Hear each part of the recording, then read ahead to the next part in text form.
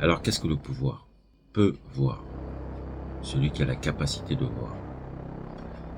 De voir quoi? De voir l'être. C'est celui qui peut voir et entendre l'être. Les prophètes, les saints, ceux qui sont en conversation avec Dieu, les génies, ceux qui sont traversés comme par un éclair de l'être. À partir du moment où nous avons quitté la stature, on marchait à quatre pattes, et puis qu'on s'est levé, qu'on s'est redressé, on s'est mis en capacité de pouvoir entendre l'être. L'importance de la verticalité, c'est que elle permet de faire un lien entre le ciel et la terre. C'est ça que ce qu'est un être humain. Quelqu'un qui est capable de faire un lien entre le ciel et la terre. Donc, comme un éclair. Il y a un coup d'éclair qui va traverser, donc on devient comme un médium. L'esprit parle, on l'entend en hauteur, et puis il descend, puis on l'incarne dans la matière, dans la chair, dans notre corps. C'est ça la symbolique du Verbe qui se fait chair du Christ. Une personne qui incarne l'être sur terre.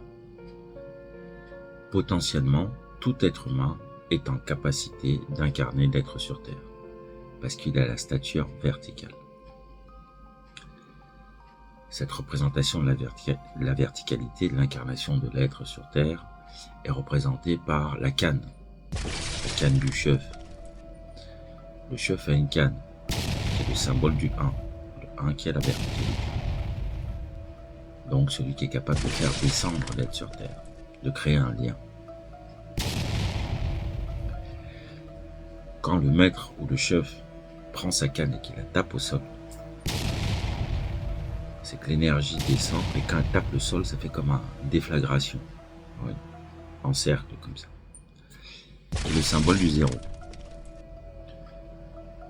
Et donc de la verticalité qui s'incarne dans l'horizontalité. Donc ce qui donne le signe de croix, descente et rayonne. Donc le véritable pouvoir et capacité d'être. Et on confond de nos jours, mais pas simplement de nos jours, je pense que ça remonte à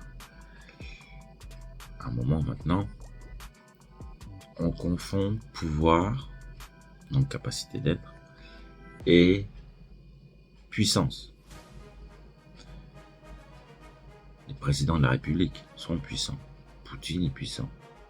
Maintenant, est-ce qu'il a une capacité d'être? Est-ce qu'il entend l'être? Est-ce qu'il incarne l'être? C'est autre chose. Un homme riche avec une belle voiture, une belle nana, tout puissant, il est puissant. Il faut entendre la puissance ici comme la capacité de faire en sorte que toi, tu fermes ta gueule. Il a ce pouvoir-là. C'est rendre à César ce qui appartient à César, le pouvoir temporel, le pouvoir de la domination sur l'autre et sur le monde, et à Dieu ce qui lui appartient, qui est le pouvoir d'incarnation de l'être sur terre, qui est le pouvoir de l'harmonisation des choses, qui est le pouvoir de l'amour et du lien, de la création. Alors quand je regarde le monde, je vois que beaucoup de gens recherchent la puissance et non pas le pouvoir. Ils veulent être riches et puissants. C'est une illusion tout ça. Parce que la puissance est toujours temporelle et limitée. Tu peux avoir la puissance que tu veux, tu seras toujours limité. Tu ne seras jamais assis. Les dictateurs n'ont jamais suffisamment de pouvoir. La dictature ici, c'est le petit moi, le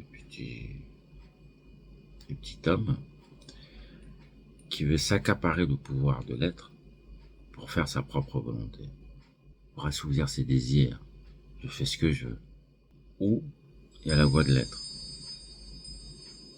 Je n'agis, ne parle que lorsque l'être me parle. S'il ne me parle pas, je fais rien. Donc, le pouvoir ici est pouvoir de servir l'être. Père, aide-moi à faire ta volonté et pas la mienne. C'est la capacité à ne pas se mettre en interférence avec la volonté de l'être. Ne pas mettre sa volonté propre, la volonté du moi, en travers de la volonté de l'être. C'est ça le pouvoir. Tout le reste n'est que simulacre. Ça ressemble au pouvoir, mais ça n'est pas le pouvoir. Le seul qui a réellement le pouvoir, c'est l'être. Maintenant que nous avons compris que le pouvoir était une combinaison du 0 et du 1, de la canne et du calice, on a du sceptre et du calice. Donc le masculin et le féminin. Le principe actif et le principe réceptif en fait. La matrice, puis l'impulsion. Le lieu où on retrouve cette combinaison du 0 et du 1 à l'infini, c'est en informatique. La caméra que j'utilise actuellement pour vous parler, tout ça est basé sur l'informatique. L'information est une combinaison de 0 et de 1. De là à penser que l'information est la manifestation de Dieu sur Terre, il n'y a qu'un pas. Et avec l'avènement de l'IA, je pense que plus que jamais, cette question est pertinente.